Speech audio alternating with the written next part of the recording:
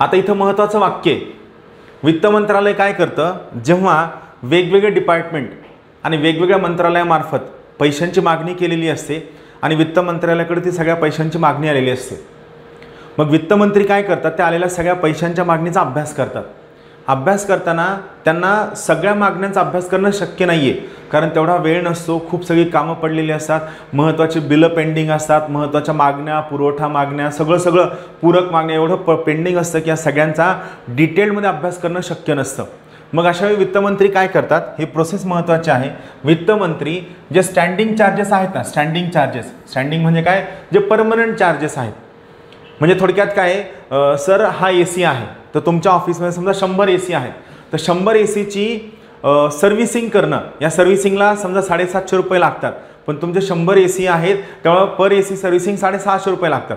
तर हे दर वर्षभरामध्ये दोनदा होणाऱ्या गोष्टी आहेत, बरोबर. मग याला आपण काय म्हणतो, स्टँडिंग चार्जेस. जे परमनंट चार्जेस आहेत त्या परमनंट चार्जेसचे मेंटेनन्स चार्जेसचं वित्तमंत्री काय करतं, फक्त नावापुरतं एक्झामिनेशन करतं, वरवरचं एक्झामिनेशन करतं, त्याला मान्यता देतं. लक्षात ठेवा, जे स्टँडिंग चार्जेस आहेत किंवा जे परमनंट चार्जेस आहेत यांचं फक्त नॉमिनल एक्झामिनेशन होतं, नावापुरतं एक्झामिनेशन होतं आणि त्यांना मान्यता दिली जाते. मात्र जो नवीन खर्च आहे, नवीन खर्च म्हणजे 100 ACच्या व्यतिरिक्त समजा तुम्हाला 20 नवीन AC घ्यायचे आहेत. आता 20 नवीन AC घ्यायचे, प्रत्येक AC 4 टनाचा, म्हणजे तो जवळपास 2.5 लाखाच्या आसपास जाईल. 2.5 लाख गुणिले 20 म्हणजे जवळपास कुठं जाईल, हे जाईल जवळपास एक नाही म्हणलं तरी 50 लाखाकडे. मग हा नवीन खर्च झाला. मग या नवीन खर्चासाठी मात्र काय करेल, जे वित्तमंत्री ते इन डेप्थ एक्झामिनेशन करेल, डिटेल्डमध्ये एक्झामिनेशन करेल. जो नवीन खर्च आहे याचं काय केलं जाईल, इन डेप्थ एक्झामिनेशन केलं जाईल. हे सगळ्यात महत्त्वाचं राहील लक्षात.